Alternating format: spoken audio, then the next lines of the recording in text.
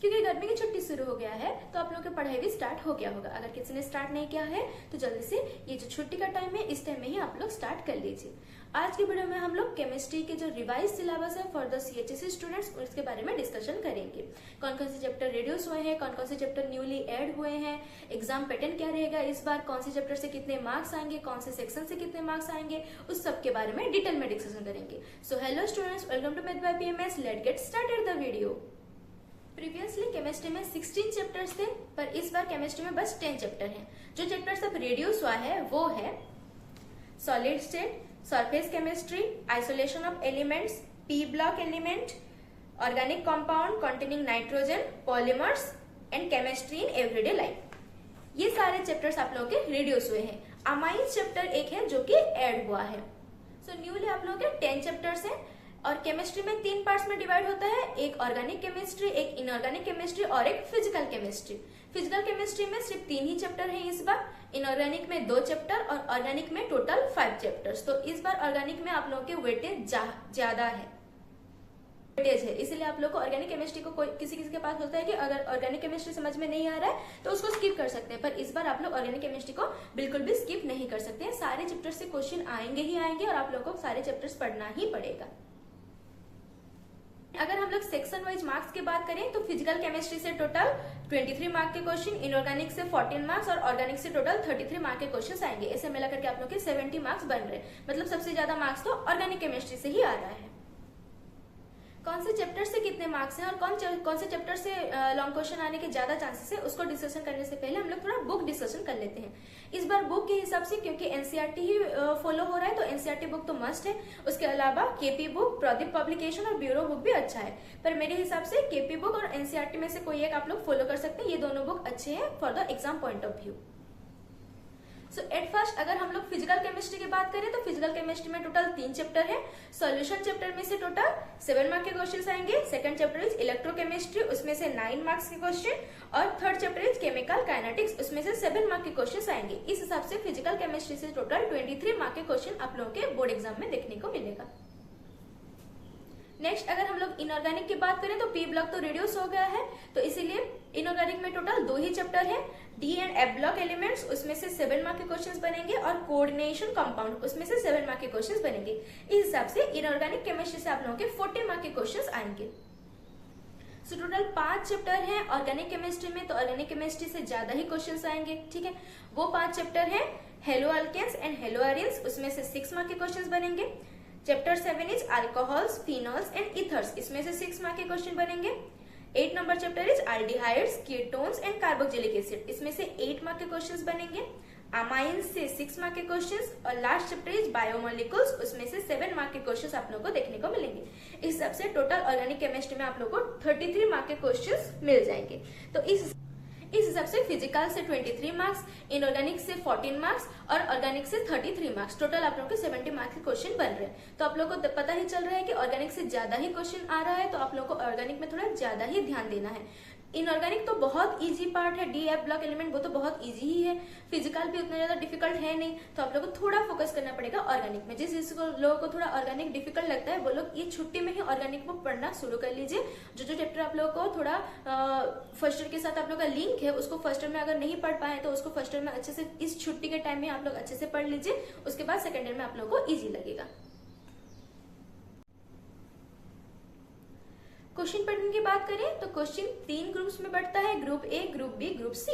Group A में 1 mark के questions आते हैं, 2 क्वेश्चंस रहते हैं, question A1 and question 2। Question 1 में 1 mark questions into 7, total 7 question आप लोगों को करना होता है, पर क्वेश्चन 1 मार्क, वो फिल इन द ब्लैंक्स रहता है। एंड सेकंड डुएज डायरेक्टेड रहता है 1 इंटू 7, वो भी 7 मार्क्स। तो 2 क्वेश्चन रहते हैं 1 मार्क क्वेश्चन। ग्रुप बी की बात करें तो 2 मार्क के क्वेश्चन 7 रहेंगे, टोटल 14 मार्क्स, और क्वेश्चन नंबर 4 में आएगा 3 मार्क के क्वेश्चन, टोटल 7 रहेंगे, टोटल 21 मार्क्स। ठीक है, तो ग्रुप बी में 2 मार्क्स और 3 मार्क के क्वेश्चन आते हैं, ग्रुप ए में 1 मार्क के क्वेश्चन से बस रहते हैं। जो ग्रुप बी के क्वेश्चंस रहते हैं उसमें आप लोग को ऑप्शन मिल जाता है 2 मार्क्स और 3 मार्क्स में भी। 2 मार्क्स में टोटल 7 क्वेश्चन करना होता है आप लोग को आउट ऑफ 10, और 3 मार्क्स में भी आप लोग को टोटल 7 क्वेश्चन करना होता है आउट ऑफ 10। ठीक है, इसमें न्यूमेरिकल क्वेश्चंस भी रहते हैं, तो इसलिए अच्छे से आप लोग प्रैक्टिस करेंगे तो 2 और 3 मार्क के क्वेश्चन उतना डिफिकल्ट नहीं आता है, आप लोग आसानी से कर सकते हैं। नेक्स्ट अगर हम लोग ग्रुप सी की बात करें तो 7 मार्क के क्वेश्चन आते हैं, 3 क्वेश्चन आप लोगों को करना होता है। वो 3 क्वेश्चन कहते रहते हैं, सपोज 1 2 3 4 1 मार्क्स और 2 मार्क्स 3 मार्क्स खत्म हो गए, तो उसके बाद आप लोगों को 5 6 7 8 9 पांच क्वेश्चन रहेंगे, उसमें से कोई 3 क्वेश्चन आप लोगों को करना रहता है, ठीक है। और वो जो 5 क्वेश्चन रहेंगे उसमें भी ऑप्शन रहते हैं, मतलब सेक्शन रहते हैं ए बी करके, 5 नंबर क्वेश्चन में ए और बी, ए बी आप लोगों को करना है, ठीक है। 6 नंबर क्वेश्चन में भी ए बी ऐसे करके रहता है। टोटल 5 क्वेश्चन रहते हैं, उसमें से कोई 3 क्वेश्चन आप लोगों को करना होता है ग्रुप सी में। 7 मार्क के क्वेश्चन रहते हैं, 7 into 3 दैट इज टोटल 21। तो इस हिसाब से टोटल आप लोगों को 70 मार्क के क्वेश्चन बन जाते हैं ग्रुप ए, ग्रुप बी और ग्रुप सी में मिला करके। केमिस्ट्री में बहुत सारे चैप्टर्स रिड्यूस हुए हैं, इसलिए इस बार तो सिलेबस कम ही लग रहा है और बहुत इजी भी है। इसके अलावा जो पूरा रिवाइज सिलेबस है सेक्शन वाइज हम लोग टेलीग्राम चैनल में डाल देंगे, तो अगर किसी ने टेलीग्राम चैनल ज्वाइन नहीं किया है तो उसको ज्वाइन कर सकते हैं। और अभी छुट्टी चल रहा है तो आप लोग के पास उतना ज्यादा काम होगा ही नहीं, कुछ भी उतना ज्यादा होमवर्क्स भी नहीं रहेंगे, और इतना गर्मी है तो आप लोग बाहर घूमने भी ज्यादा नहीं जा सकते, इसलिए थोड़ा पढ़ाई वढ़ाई कीजिए। ज्यादा नहीं पढ़ना है, फिर भी सुबह में थोड़ा, दोपहर में थोड़ा और शाम में थोड़ा करके डिवाइड करके पढ़ाई वढ़ाई कीजिए, ठीक है। सारे चैप्टर्स आप लोग को पढ़ना है, फिजिक्स केमिस्ट्री मैथमेटिक्स सारा कुछ को आप लोग को टाइम देना ही देना है, ठीक है।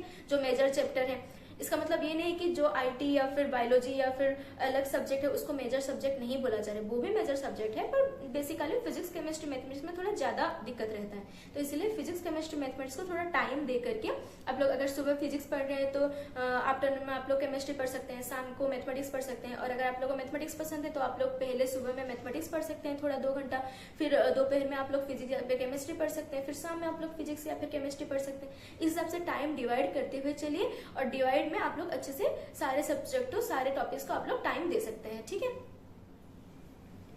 पढ़ने का तरीका क्या रहेगा, अगर आप लोग को फिजिकल केमिस्ट्री ज्यादा पसंद है तो आप लोग फिजिकल केमिस्ट्री को पहले स्टार्ट कर सकते हैं। अगर आप लोग को ऑर्गेनिक पसंद है तो ऑर्गेनिक, या फिर जैसे कि इनऑर्गेनिक थोड़ा इजी रहता है, आप लोग इनऑर्गेनिक भी पहले स्टार्ट कर सकते हैं, ठीक है। पर मेरे हिसाब से पहले फिजिकल, उसके बाद इनऑर्गेनिक, उसके बाद ऑर्गेनिक आप लोग पढ़ सकते हैं, ठीक है। फिजिकल केमिस्ट्री में जो चैप्टर आप लोग को अच्छा लगता है, जो फर्स्ट ईयर से थोड़ा लिंक्ड है, आप लोग को मजेदार लगता है पढ़ने में, उसको आप लोग पहले स्टार्ट कर सकते हैं। तो उसको आप लोग पहले पढ़ना शुरू कीजिए। उसके बाद एक चैप्टर पढ़ने के बाद उसका जो प्रीवियस ईयर क्वेश्चन आया था उसको थोड़ा देखने का स्टार्ट कीजिए कि उस क्वेश्चंस में कौन कौन से क्वेश्चन आपसे बन रहा है, कौन कौन से क्वेश्चंस नहीं बन रहा है। यही अच्छा तरीका है पढ़ने के लिए, ठीक है।